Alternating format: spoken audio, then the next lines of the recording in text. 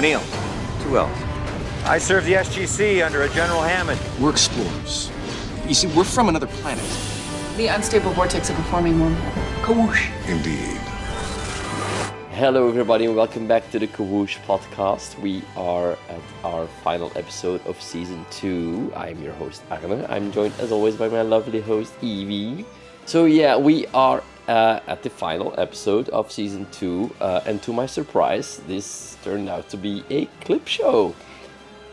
I did not remember anything of this one until it started. It came back to me. It came back to me, but slowly. Yeah. And I'm still trying to figure out, did I catch the clue because I caught the clue, or did I remember it? It's a toss-up. I said it's a lot. I'm sorry. So the episode starts out with a cryo tube being lifted out of the cold, and we're in some kind of high-tech facility, and they put the cryo tube down and start the reversal. And I immediately recognized the actor standing there as like, I know that guy from somewhere. So I went looking, and one of the guest stars here is Tom Butler. His most recent work is the Sonic movies, which I didn't see. But he also did some work on the Flash TV series. He was in Disney's Tomorrowland. Apparently also in 50 Shades of Grey and Snakes on a Plane. Freddy vs. Jason. Did you just say 50 Shades of Grey and Snakes on a Plane in the same Josie sentence? and the Pussycats and tons of TV. He was also in Sliders and the X-Files. Then why didn't I recognize him? Because I've seen Sliders and I've seen Josie and the Pussycats. Yeah, he has been in a ton of things, mostly TV, but also a lot of movies. So While yeah. you were recognizing people, I just sat there thinking, this is one of the first times we don't open and you immediately clock it as Stargate. Like, this could be any sort of futuristic show. But I think it's a season finale. Who at this point in time is going to tune into the time slot, not looking for SG? So I kind of get it. A little detail was on the little computer screens. It said SGC Cryo Facility.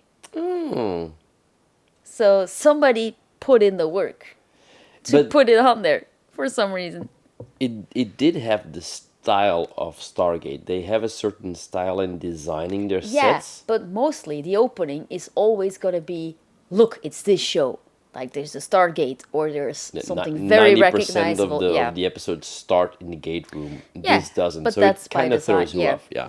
So yeah, the chamber opens up and we see Jack O'Neill and he wakes up. And there's also a woman at the controls. She approaches him and she tells him he's in the SGC and he's fine. And then the man introduces himself as Major General Trovsky and the woman is Dr. Raleigh.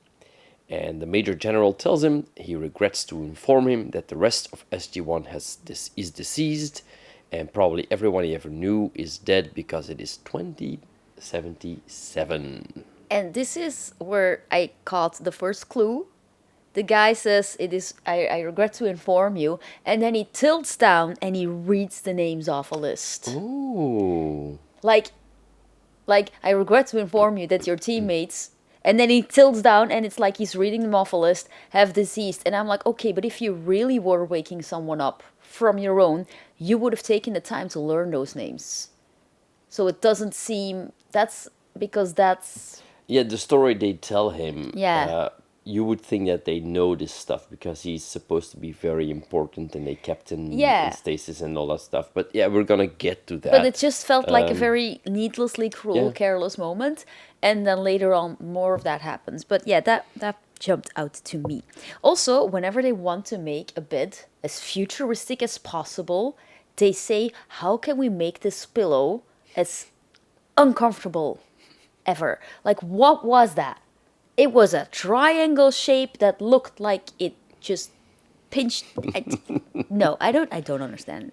After this reveal, we get the opening credits. And when we get back, O'Neill is out of the tube and they changed it up and it's a bed now for some reason. And they have some weird tubes that feed him. And there's like this green fluid going into something that's on his... Wasn't it blue? Later on, it's blue.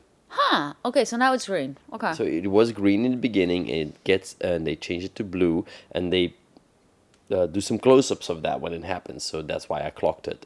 but he has something on his like shoulder, like a device where the fluid goes into. And they tell him he's been in cryogenic sleep for almost 79 years. He was sent back through the Stargate already frozen. They think it was some race that was more advanced than humanity that did it. And Hammond and Dr. Fraser decided to keep him in cryo until the technology on Earth caught up to unfreeze him.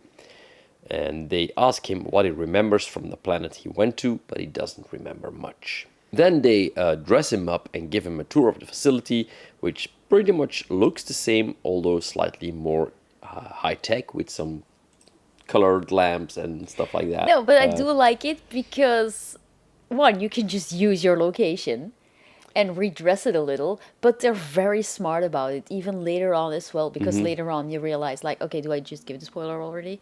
Like, or do we? Sure. Spoiler! It's the Goa'uld. They're being interrogated, It's from 1999, so and it's a training facility. So, but at a certain point in time, they like try to open doors to find a way out, and they put like gold panels behind them, and that's such a smart way to be like, oh, this is just a boxed-in set they recreated, and all you have to do is put a panel, and you immediately sell this idea of no, we're in a Goa'uld space. So that was very smart.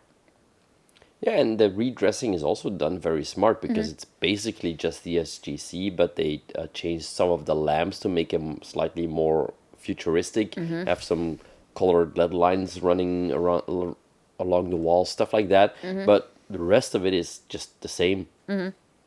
So yeah, that was smart. So I wrote down, this is an interrogation technique, and I'm not exactly sure where I clocked it. I think it was later on you said it because they I think that's probably one of the next things when they do the memory implant thing. Well, I wrote, like later on, I wrote down clip show episode in all caps. I was very excited. But I think I clocked it a little bit before that because the questions they're asking. They do keep asking questions all the time. And it's like, what happened? Like, do you remember this? Yes. Do you remember that? And then when Jack O'Neill steps into the gate room, and then they start talking about the Goa'uld, there was ominous music, and I was like, ooh, that's interesting. So maybe that's when I clocked it, I think. Yeah, this is right after this because Jack wants to know what happened to his team, and the general says they were dead when they came back through the Stargate, and he doesn't know what happened because it was a long time ago. Of course, it's not for O'Neill. And then they go into the gate room, and the general asks if he remembers the planet he was sent to.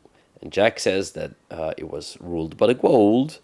So they also start wondering who it was that saved him and sent him back, because the goa'uld don't have this cryo technology. They say that they have the technology to make him remember, because they need info about what happened. Since the outer planets are at war with the goa'uld, they give this whole story about how Earth has multiple bases and multiple planets under control, but there's some kind of goa'uld war going on. That's the story they're telling. So they need technology to fight the goa'uld. Yeah. And they could use the help of whoever saved them. And they say they have this technology they got from the Tok'ra, and it will visualize thoughts and memories as holograms. And they implant this device to his temple, and it hurts. And that's when, at first I was like, wow, this doc has really bad bedside manner. But like, while I was thinking it, I was like, no. She's treating him like a lab rat. She's not a doctor. She's a scientist. And he's a test subject. Like, that was, because she keeps like moving his face up and down like he has, he has no agency, and she's just annoyed that he's asking questions and everything. Like, she's playing it very subtle, but she's like, there's this level of slight irritation to, like, looking back on it later when you realize they're goa'uld, she feels almost like debased in that she has to do it this way, and she's not like, she doesn't have a high opinion on Jack. And she treats him like he's lesser than. Yeah, but she does it very good because she doesn't really have any dialogue to do it with. It's just the way that she does it subtle. Kudos. And also just the little things like the sound effect of the thing being implanted. Like, it sounds like it hurts, and then of course Jack reacts to it, so we know it hurts, but the way they play it off and they do the sound effects, like, okay, something more is going on, because it shouldn't hurt if it's there to help. So You know, doctors say a lot of. Oh, They of course. say, Yeah, okay, They say that that's a lot of true. time, Yeah, like, this doesn't hurt, and then it does hurt. But the entire vibe of how they were acting. Yeah. So they ask Jack about other races with technology that rivals that of the goa'uld, and he starts telling them about the Nox. And a screen appears, and we get to see a clip of the episode of the Nox. And I said, "Oh, is this a clip show?" And yeah, that's when it clicked. Like, oh, this is the clip show episode. Like, Which they waited really long for that. Like, a bit of a weird choice to do it as your last episode. I don't know. It works in the interrogation thing because you, and I. It does, yeah, yeah. and the ending also like works really well to set up what's coming next. So it does work. It's just not a choice you expect. No, but that doesn't make it a bad choice. Yeah. I love thinking like, oh, okay, Jack is giving them everything. Like this Jack is not yeah, information. he's giving them everything. So they're interested in technology that makes the Nox invisible, because it could be a powerful weapon against the goa'uld. Then he starts talking about the Asgard, and we see Thor's chariots, and we see the ending of the episode, the fifth race. Yeah, remember this very new villainy goa'uld with the very evil facial hair, and he was going to be a very big deal, and then we never saw him again. Which one? I think it's her. Hedor? Yeah. He's gonna return. Yeah, but they made a huge big deal out of him, like he's the next big villain, and then we saw his face in the gate once, and then afterwards we never saw him No, again. that's not Hedor. That's, Wait, am I mixing up my Sokar. goals? And I they're do gonna talk about apologize. that. Yeah. I don't mean they all look alike. I am face blind, okay? Like, and to be fair, he was a face in the gate. No, but like the one on the end of the chariot, that's That's Hedor. right. Yeah, and he's gonna come back. Well, good, because I had big expectations of this guy. He and was just interesting. Never but- came back. Yeah, but there's a lot of goa'uld that's gonna keep coming back in recurring episodes. So that's always fun, because there's some of them are pretty fun. And I love how they do show important information, but they also pick those clips that have the most effects, because these effects were expensive and we're gonna use them again. So yeah, and as you said, O'Neill's just giving them everything. He starts telling them that there's 4 big races and that they're part of an alliance. So we get to see a clip from the episode where they find Ernest in the tournament of Tantalus, in the big meeting room where the 4 races gathered. And then Jack gets a slight jolt and the screen starts glitching. So the doctor says that he needs a rest. And then we see that the tube fills with something blue, and I think the blue stuff is probably something to calm him down. Yeah, that puts them to sleep. And the green stuff probably to make him more compliant. I'm just guessing. They never explain this, but Well, they do say later on that they have to dose Sam Yeah. more because of the Naquadiner system. So it's probably something to keep them groggy. Yeah. so the general and the doctor walk into another lab where a tube is lowered, and they open it up, and we see Daniel inside waking up, and they tell him he's in the SGC and he's gonna be fine. And he is so dramatic in waking up. Like he's gasping. It was like, Daniel, chill, dude. He was very dramatic in his waking up. And then we pretty much immediately go to another lab, and there we have Carter. And as you said, she has Naquada in her blood, so we'll have to keep her more dosed than the others. So they go through the same steps, telling her that the rest of the team didn't make it. So I have a question. The tube doesn't lower all the way with Sam because, nipple law. Mm-hmm. Why don't you just then also not lower it further for Daniel and Jack? Like, why don't you just make it a uniform line? Why? I have questions. Later on, she just has the blanket, and they make a whole spiel of it. And I was like, just put her in a white lab coat or something. Like I didn't if mind. she's a patient, she should have something. Like she sits up with the blanket Yeah. like this, but we never got that with No. the 2 But it's men. just the sheer difference of we see Daniel wake up and then we see Sam wake up, and I know that it's because of the stupid loss, but then why don't you just cover up all the nipples? Like, Yeah. and this is me saying that, like, which is Exactly, insane. like either show it or make it uniform. but- Yeah, right? or give them something like put a blanket over them. I don't Or know. There's like so many things you Lilo- can do. Lilo Fifth Element style. Yeah, there's it jumps out at you. Yeah, because it's different and it shouldn't be. Okay, I have a different question. Yeah. Seeing as this is a clip show and they're reusing old material, do actors who appear in a clip show get paid for that episode? I am not sure. On IMDb, they were all credited. Yeah. I'm not sure in the episode. Because, and if they do not get paid, does it count for their aired time I do as think to... royalty-wise that if they reuse a clip with you in it, then you probably get paid for that. So it counts towards your health insurance as well? Or is that work Oh, days? that is. I think that is working days probably. Okay. Like if So- they keep reusing the same clip, you're not gonna get your health insurance prolonged. I think you need to work for that. I think the rule is you need to work. Days worked give you your insurance. Just want to point out we don't agree with this. Healthcare Mm-hmm. should be just a given. But yeah, no, just okay, moving on. Sorry. Yeah, but it's a good Evan. question. So next we also see them implanting a device on her, and they tell her they need to know who has the technology to be helpful against Apophis, at which Sam tells them he's dead, right? And the doctor quickly recovers and asks her how they defeated him. So then we see a clip from the season finale of season 1, within the serpent's grasp. And she also tells him this wasn't the end of Apophis.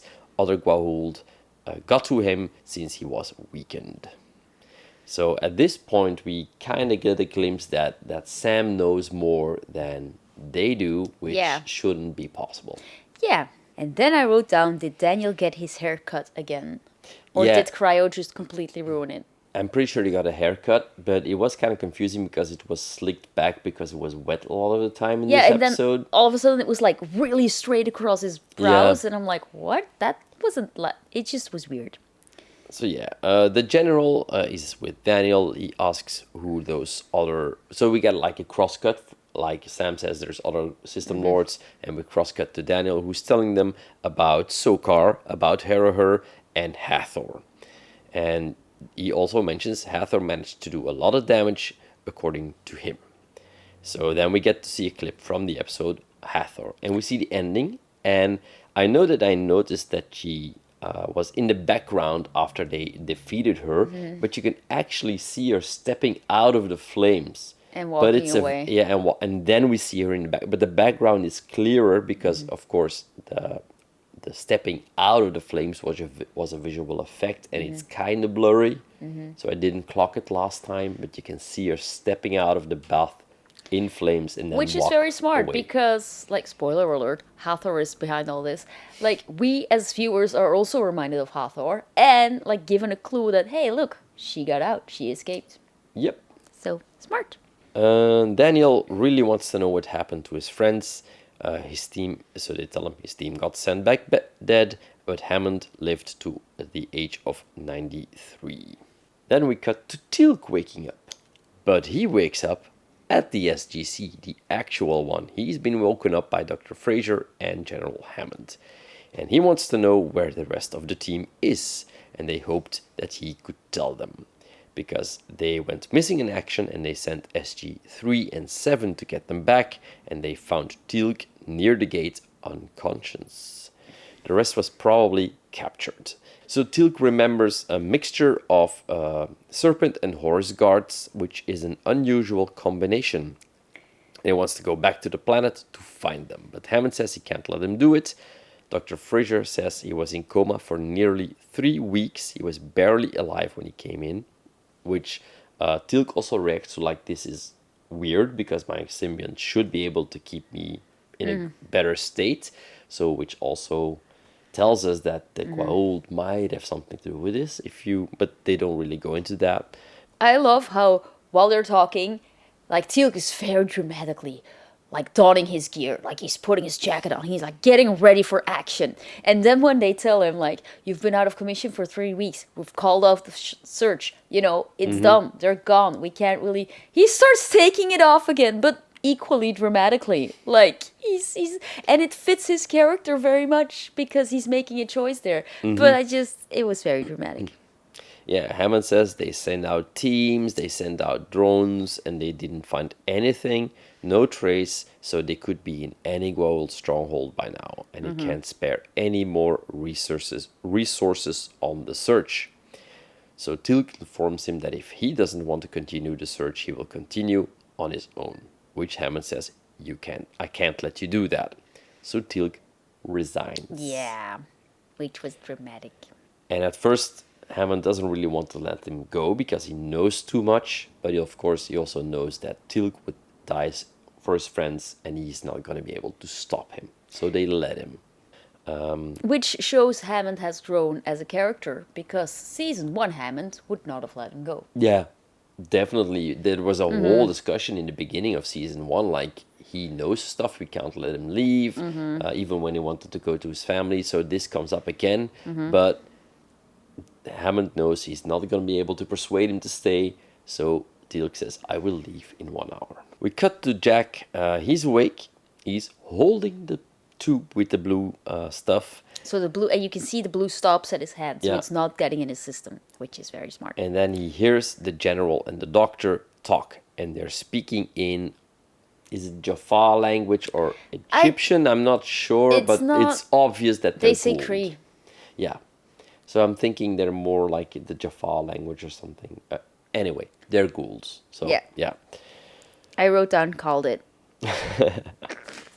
So he starts fiddling with the device on his chest and then attracts the attention of the doctor in the room and knocks him out.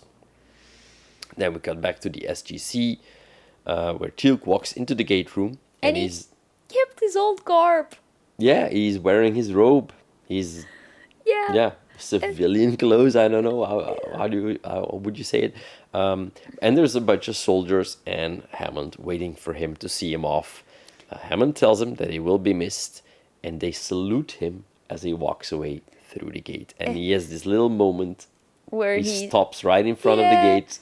He doesn't look back. No, but he knows there like is some doubt. But he knows there's no way back Yeah. because he doesn't have the code. He doesn't have. He knows that if he steps through, Yeah. he's on his own. I wrote so, down, yeah. guys, the show is kind of sad. And it's little moments like Yeah. these where even Christopher Judge being stoic, you can read what he's thinking. Yeah. There's like stoic, but there's levels of stoic. Yeah. Like he plays it so well. Yeah. So Jack dresses up as the doctor and starts wandering down the base. I have a and note. If you ever noticed that whenever they knock someone out to steal their clothes, it's a perfect fit. It know. is a perfect fit. And maybe or I'm it just isn't because of comedy, but maybe I'm just too tiny for this, but if I go into work and I forget my work shirt and I open the closet with like a bazillion shirts in it, I cannot find one in my size. But he knocks out one guard and it's the exact length here and at his ankles, and it's perfect. And while we're at it, later on, Sam also steals a random guy's clothes. And that's even worse. It's because it's a- tailored. yeah, because it's a guy. She It's knocks a out guy. a guy, and when she puts it on, it fits perfectly, It fits which perfect, doesn't make and sense. it is tailored here at the waist to make it look slimmer. And like, did you have a sewing kit on you? Or like, no, I was really just... It bugged me too. It's like, oh, this is so TV logic. This Right? is, like, this doesn't make any sense. Yeah, and he opens the elevator and he sees that the back wall is actually a gold-plated door that opens into a gold mothership hallway. And it's a cool retro zoom. Yeah, we have this nice dolly zoom Yeah. when he realizes that he's inside the ship. That's one of my only regrets. Like, the regrets of not being in film anymore. But I never got to do a retro zoom. You didn't? No. I'm wondering, did I ever do one? I'm not sure. Well, would have been cool. Anyway, reminiscing Anyway, yeah. over. So a serpent and a horse guard patrol the hallway, and Jack hides and he sneaks through, and he gets flashbacks from the last time he was there, fighting his way through the ship like that. So again, that's the season 1 finale. And he blunders through a door and he ends up in another SGC hallway, and he finds the room where they are keeping Sam. So he picks up some kind of tube that's on the floor and knocks out the doctor that is looking after Carter, and he wakes her up. And then we have the whole scene where she's obviously keeping up this blanket to cover herself, and I'm like, put her in clothes. I mean, it's just stupid. And then she puts on the clothes from the doctor, and then, like you said, it's a perfect fit. Yeah, So- I wrote down, okay, what the hell? Carter's clothes are even tailored. Like, I was like, what? No. Yeah. She tells him that she thought he was dead, and then the screen pops up, and we see a clip from the episode Message in a Bottle where Jack gets pierced to the wall, and they're like, yeah, they keep doing that, so we have to be careful what we're thinking. I do like that because it's a very smart way of showing yet another clip from, hey, look how cool this show is. If you're only catching up now, maybe watch the show. But also, it's very logical. Like, if you like, oh, I thought you were dead, that your trauma is gonna trigger, like... And it's a good comedy Yeah. moment, like it pops up when it's not needed. So Yeah. yeah, like it works on a lot of layers. I liked it. And I get what you mean with the whole blanket situation thing. And there's a little awkwardness. And you're like, oh, did we have to do this? But I do like that. Like, Jack is... It's awkward, but it's not creepy. Yeah, because he was putting something back or something, and he ends up at the level of her bare back. Yeah, and he just realized, like, oh, this is a bare pack. And he just gives this awkward look, and he goes like, take that guy's clothes. But Yeah. it's not creepy. The way they play it works. Yeah. It's fine. Didn't need to be there. That's no, but it. maybe this is the point where they decided that they were gonna see it in the attraction, because later on in the hallway, he drags Sam away and he covers her mouth, and then they end up really close again. And to me, it read a bit like, oh, okay, is this the part where they start like slowly pushing these people together? Maybe. Or maybe I am reading into it. I mean... Jack tells her to swap clothes with the doctor. They escape. They duck out of the way as the general and the doctor come marching through the hallway. And then Sam wonders if they can take out the implants, but they're pretty deep and they wouldn't want to do any damage. Then they find another SGC hallway and bump into Daniel, who says, I thought you were dead. And he wants to know what year it is. Sam says it's probably 1999 more than likely. Then, for some reason, Daniel finds his own clothes because No. That's because there was nobody there to knock out and steal the clothes from. So he just put on the clothes that they give them when they wander the base. Right. Okay, but yeah, I'm not sure why the other ones didn't pick Also those. take their own Yeah. clothes? Because those weren't perfectly tailored. No, seriously, the clothes they give them to wander the base look like pajamas for some reason. They don't look like uniforms. They look like it's a pajama with the uniform printed on them. Do you understand what I'm saying? The fabric looks weird. So Because it's in the future. I don't know, but they have uniforms walking around there, so I Yeah. don't know why his looks like a pajama. Anyway, Yeah, but I was a bit confused. Like, I Yeah, but know that there wasn't a doctor there, but that kind of enraged me even more because somebody put thought in this. Like, oh, he has to put this on because there's nothing else. I'm so smart. Then why was everything tailored? yeah, same. Yeah, they sneak through the ship and end up in the fake gate room. Daniel remarks that horse and serpent guard are a weird combination, and he wonders who would go through the trouble to recreate the SGC in such detail. No, he wonders who could know this Yeah, because this is intimate details. yeah, because they open, and it's funny, but like they open up closets and then they're empty, but like the rest of it is perfect. So like that, those are clever things. Like Yeah. like they just remove props and then you have an empty closet and like so. And then yeah, we have the reveal. that it's Hathor. She, for some reason, is cloaked and standing in the middle of the Stargate, and she goes like whoosh, and she's And then there. it's like, and who could do this? I did. And she reveals herself. I'm like, were you just waiting for them there? Were you walking around? No, what I think following is them? happened is she got an alarm that Jack was waking up. She's like, oh, this will be fun. And then she cloaked herself and just wandered around behind them. And they're like, oh, yeah, this is a great point for her. I don't know. It felt silly. Yeah, it felt- was kind of silly. It was. I think, but in my head, I'm just going to take the headcanon that she planned it this way because it's dramatic. And she's dramatic. She is very So, dramatic. you know, the way I can she totally reveals just herself. see her just like, oh, they're awake. No, this is perfect. I'm just going to stand over there. And then guards rush in, and she tells them that she is gathering forces from the fringes. Fridges. Yeah, she was fridge. I don't know. So she is slowly rebuilding an army, but she lacks the information on the current status of the Goa'uld Empire. That's basically what this is about. So she needed them for the information. So Sam even says, and I'm guessing that's where we come in. So Hathor wants them to contact the Asgard. Jack tells them, try Roswell, New Mexico. Then she asks Sam to give her the combination to open the iris to get to Earth. But she, of course, stays silent. No, she just stares at her. Yeah. I really liked. Oh, I also liked how Hathor does something like she has the remote and she goes like tell me, and Sam just dead glares at her, and you can see Hathor is not used to, because the trick doesn't Yeah. work anymore, which is why she Which has they- to do this whole convoluted thing. Because when she reveals herself, they say to an animal, be careful, not too close. Yeah, because don't she let her will- breathe on you. yeah. Like, if that still works, I wouldn't have to do this. Which is clever because that trick can only work for so long before it starts getting tiring. But also, it shows you Hathor is annoyed that it doesn't work, but also she's very smart because she came up with all this thing.